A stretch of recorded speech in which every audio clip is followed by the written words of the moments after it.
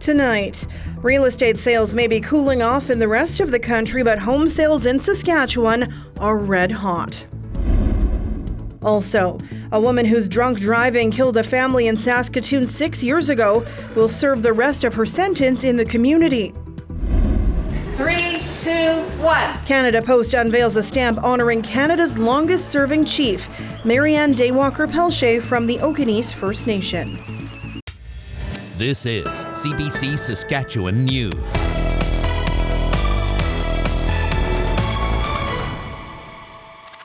It is Wednesday, June 15th, and the CBC Saskatchewan News starts right now. Good evening, and thank you for joining us. The red-hot housing market is cooling down in most parts of Canada, where prices have skyrocketed over the pandemic. But in Saskatchewan, the market is steady and strong. In fact, Regina has recorded its highest housing sales ever for the month of May. Walker-Pelletier has the story. Despite supply issues, Saskatchewan's housing sales remain high compared to pre-pandemic years. Housing sales in Regina hit a record high in May with 456 residential homes sold. In Saskatoon, there were 541 home sales in May. That's according to new data from the Saskatchewan Realtors Association. It says the two cities are the most affordable in Canada. But I think what's different for Saskatchewan is that some of the inflationary challenges that everybody is facing, as well as, the changes in interest rates are not hitting us as hard. I think inflation is actually lower here than in a lot of places in the country. Our reality is different. Things are still, affordable here. There is opportunity. Prices have been increasing, but there's still a lot of room for buyers here. According to the Canadian Real Estate Association, Saskatchewan is the only province with cheaper homes this year than last year. But the average cost of a home in Regina was more expensive in May than it was 5 years ago by 4.1%. The same data showed house prices in Saskatoon regions increased 13.3%. Rising mortgage rates are expected to have some cooling impacts on housing demand. We don't see that changing anytime soon. I imagine, that the supply levels are going to continue to be low, and it's going to be all of our jobs, business, government, to figure out how we can get more built and do it smartly and responsibly. A Regina economics professor says these increases may affect the size and types of homes people seek to buy in Saskatchewan. The other thing that's probably happening here, and we may see this sort of plateau out, is you may see people moving to get into a house before the mortgage rates finish rising. So you get in now, you lock in at that lower mortgage rate if you think rates are going to hit, say, 6.5%, 7%. Do it now, get in, and you've covered yourself. Child says he thinks Saskatchewan is nearing its peak in housing sales. Walker-Pelletier, CBC News, Regina. An old debate returned to Regina City Hall today. Council tackled the topic of backyard suites, sometimes called laneway or garden suites. They're secondary homes built on an existing property, and previously, the suites have only been allowed in specific areas, including the Greens and Harbour Landing. And in those cases, they were pilot projects. My reading is the support is overwhelmingly positive and across the city where these pilots have taken place. Council voted unanimously to expand the program to anywhere in the city. That makes it fair game for every developer or property owner to build backyard suites as long as they follow municipal bylaws. The family of a man allegedly abused in a Saskatchewan care home is speaking out. The Boguski family successfully applied to have a publication ban lifted so they could speak freely about their experience. Daryl Boguski on the left and his brother Rick Boguski spoke to reporters outside of provincial court yesterday. Daryl lived at a care home in the town of Hepburn for 25 years, and it's there that former staff member Brent Gobona is accused of sexually assaulting 5 residents over 17 years.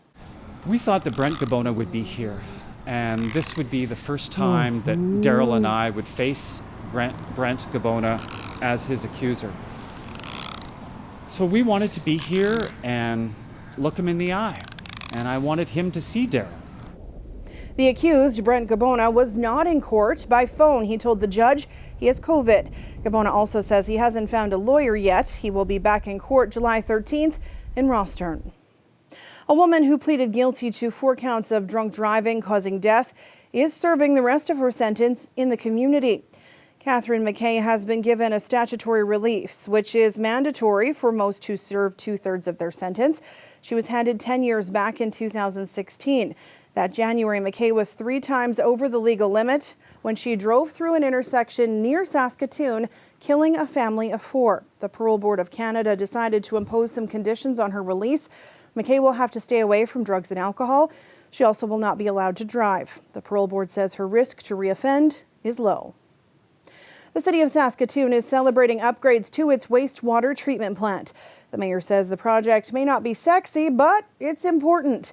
The $48 million upgrade used federal and provincial dollars. It modernizes the facility with a new digester and heating upgrades.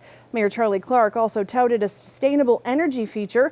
The treatment plant recycles biogas to be used as fuel in boilers and nutrients for nearby crops. There's a lot of good elements of this story, even though it's not sort of the sexiest piece of infrastructure for the city. It's a very, very important piece of infrastructure to keep our city safe and running and manage our wastewater in a way that also reduces harm to the environment. The project finished early and under budget, which really sets it apart from other infrastructure projects in the province. Across the province, surging prices for building materials, supply chain disruptions, and worker shortages are leaving a number of infrastructure projects delayed, scaled down, or cancelled altogether. Many of the projects were approved more than a year ago under a federal-provincial agreement. But now the projects are facing high inflation, and municipalities are the ones on the hook for cost overruns. Randy Golden is the president of the Saskatchewan Urban Municipalities Association and joins me now from Yorkton. Thanks for being here. It's a pleasure. Randy, how significant are these cost overruns for towns and cities? Well, as we talk with our members, and SUMA represents towns and villages and cities, resort villages, northern municipalities, which make up 80% of Saskatchewan's population, we're hearing significant cost overruns that really provide issues for our communities that cannot run deficits in their budget. That's legislated. So there are significant issues that we're facing. So what are some communities doing as a result of those higher costs? They're finding innovative and interesting ways to either continue with the projects or phase them in to make them just a little more accessible for their communities. We're hearing that some have, as I said, phased in. Unfortunately, some have decided not to proceed. Others have increased mill rates, which is increase in taxes. And I've heard some that have had to go and borrow money to finish the projects. What are a couple examples of projects that have maybe been canceled or scaled down? I know that the town of Churchbridge, for their water treatment facility, which included reverse osmosis, they had to take out a loan. And I'm hearing from a few that they've had to cancel them for the present time, which is quite concerning because they may not be approved for the next time. So what have the provincial and federal governments said about this? It's unfortunate because when those ISIP grants were approved, and they're tri-party, so federal, provincial, and municipal, the municipalities sign an agreement. And once that agreement is signed, and in it, it says that the municipalities will be responsible for any cost overruns, then that is it. That's a contract that's binding, and there's no other funding available to those municipalities. So what do you want to see or hope to see done now? Well, there are several things that I think we would suggest that the other orders of government look at. Perhaps, municipalities should be at the table when these things are being planned, so we can bring some of the concerns, some of the suggestions. The other thing that I'm hearing from municipalities, the village of Torquay with their potable water facility, they were approved at $1.86 million. They are now sitting at $2.2 million for the project. $100,000 of that is the PST that was added to construction projects by the provincial government. So perhaps that 6% that has been now added to those construction projects, we could go back to having, not having that on our projects.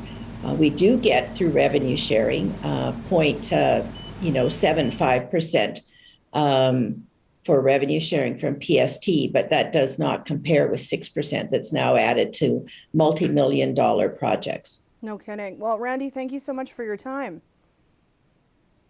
Thank you. It was a great pleasure. Randy Golden is the president of the Saskatchewan Urban Municipalities Association. A school principal in East Central Alberta is seen as the driving force to reimagine and revitalize 2 rural remote schools. He's turned to agriculture and baseball and found success. Brian Labby has more. There's not much in Ontario, Alberta. The old grain elevator stands watch over a community with fewer than 40 people. The hotel has been closed for years. The gas station and convenience store are long gone. Good morning, Ontario School. But the local K-12 public school is undergoing a resurgence.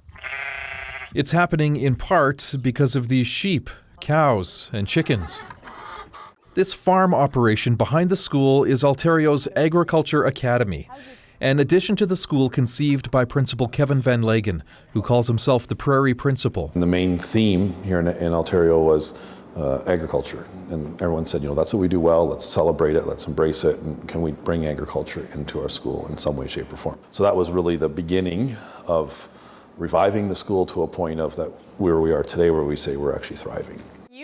Enrollment is now at 67, a small number for a K-12 school, but it's more than double expected enrollment. About half an hour away, near another school run by Van Lagen, a baseball academy is boosting enrollment. Leif Wilson moved from Manitoba to attend and has already been recruited by a U.S. college. I'm going to get the experience playing junior college baseball, and I would hope to transfer to a 4-year program and continue my baseball career and hopefully make it to professional baseball.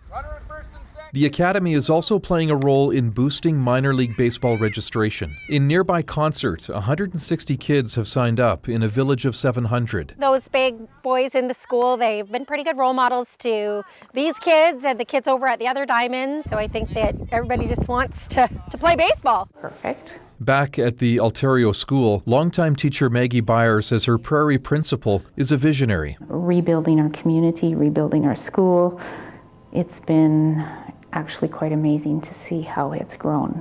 Van Lagen says he's now working on a new project, a student-led hydroponic growing operation that could one day produce enough vegetables to feed 150 families. Another way to see his schools, his students, and these communities continue to grow. Brian Labby, CBC News, Ontario, Alberta. As the Rough Riders prepare for their game against Edmonton on Saturday, the team's quarterback says he has something to prove to his old coach. As hard as he tries to play it down, there's no doubt Cody Fajardo has had this game circled on his calendar. It's not just a game against former head coach Chris Jones, but also a chance at payback. Back in January, Jones says he didn't believe Fajardo was a top 5 quarterback in the league and questioned his passing abilities. Fajardo thinks Jones is just trying to get in his head. There's been plenty of fuel for me, not just that, but I know a lot of it's mind games too. And as a quarterback, you got to be that even-keeled guy, right? You can't get too high, can't get too low. But there's always added motivation when somebody doesn't think you're as good as you believe that you are. I don't think Coach Jones was being critical. I really don't. I think he was just trying to defend Coach McAdoo. I think maybe he felt like that was a way he could do it. And I don't think Cody took it personally. I really don't. I think it was just a comment on basically Cody's style of play, and I think Cody does what he needs to for us to win games. So I didn't put too much into it. I don't think it was malicious in intent, and I don't think our guys took it as such. Pressure on Cody there. The Riders are coming off a victory over Hamilton, while the Elks lost 59-15 in BC. Well, we have hit the halfway point of the week. Let's take a moment to relax like this bird before we work to get to the weekend. We are getting closer to the first day of summer as well. 6 days to go, and the weather is starting to feel like it. Ethan will explain what I mean after the break. Stay with us.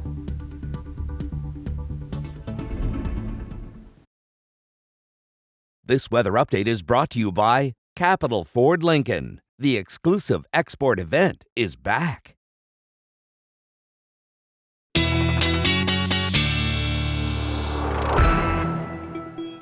And Ethan Williams joins me now with a look at your forecast. We're matching today, so I'm hoping that you're picking up the forecast I'm hoping for. That's right. I can sense it now. Some nice warm temperatures, maybe some rain.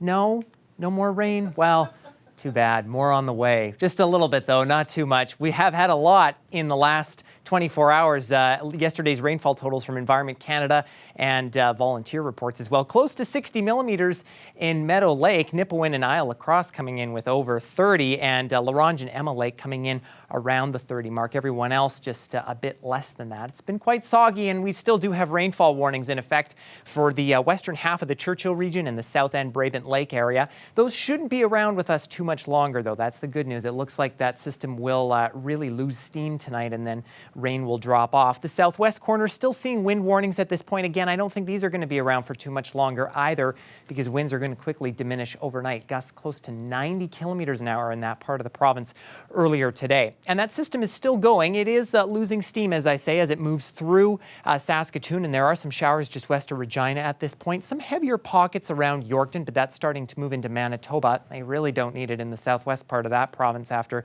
the last couple of days. And as this system moves eastward, we could see some showers and thunderstorms tonight in south and central. Again, rain, there's kind of this band of it here from Collins Bay down to around the Buffalo Narrows area. But through tomorrow, we'll see clearing conditions in south and central, but clouds and some showers stick around in the north. We're not all together really going to clear out in the north part of the province. Then we get to Friday and still unsettled in northern regions of the province, but a nice, beautiful, sunny, bright day on Friday in the south. Again, that band from Collins Bay down to Buffalo Narrows looking between 5 and 10 millimeters. This is until tomorrow at noon, but La Ronge, Meadow Lake, Pelican Narrows, south end, the majority of the rain is done for you, thankfully, at this point. In the south tonight, keep in mind these heavier totals will likely be from if thunderstorms do produce, but maybe 5 and 10 in Regina, Saskatoon. But elsewhere, it is pretty dry for the evening tonight. Good for the west central part of the province after being soaked over the last couple of days. Winds again dying down quickly overnight tonight, and those will move into the southeastern part of the province. Tomorrow afternoon, a pretty nice day wind-wise, but then Friday, winds build back in. We could see gusts between 60 and 70 kilometers an hour in the south. That low pressure system is going to move out. We'll be caught between two lows, one off the coast of BC and one moving into Ontario that we just had. And we'll be caught under this nice big bubbling ridge of high pressure, and that'll bring some very warm temperatures our way, as I'll show you here in our 7-day forecast. Breezy conditions tomorrow morning, but then Friday, a nice day save for those gusty winds. Saturday still looking very sticky.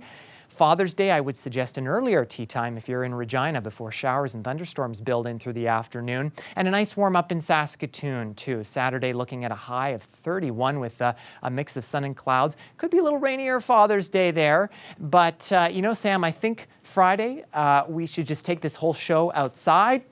You bring the sunscreen, beach towels. I think we should do this live on location on the beach. I'm not mad about that, but I feel like there are people above our pay grade who will not appreciate that. I can do some negotiating. Okay, I leave that with you. Okay. Thanks, Ethan. You're welcome. We'll be back with more after the break.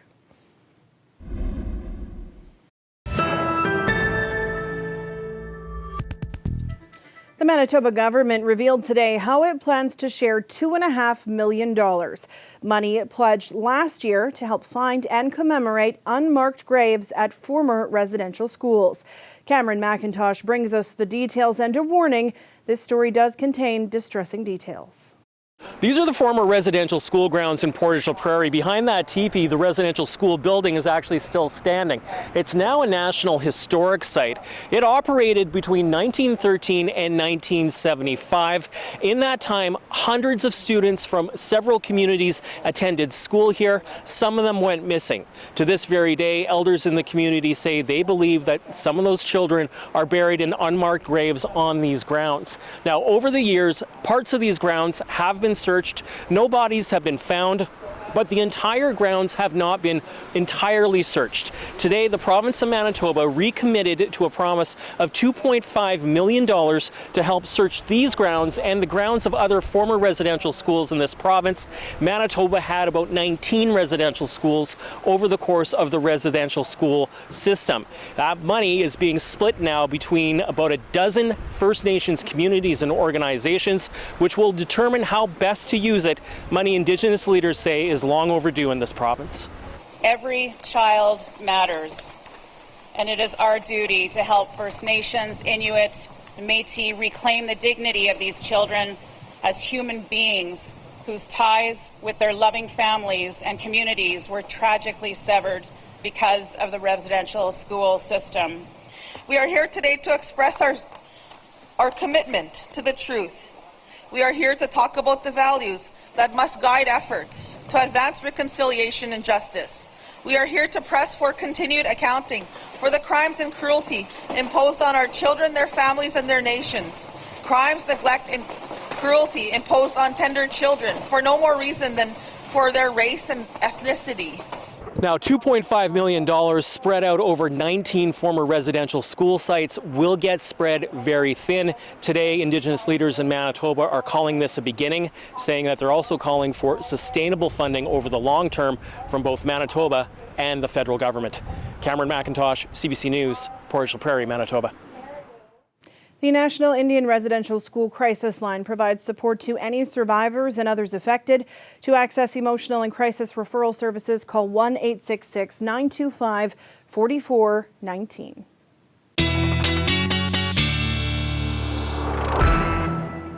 And Ethan is back with one last look at tonight's weather. And some showers possible at midnight, Sam. In Regina, cloudy conditions, 60% chance will be at 12 degrees. We'll warm up by about a degree by the time we get to 8 a.m. That showers risk drops off. We'll see cloudy conditions, winds still pretty breezy tomorrow morning out of the northwest, close to 50 kilometers an hour.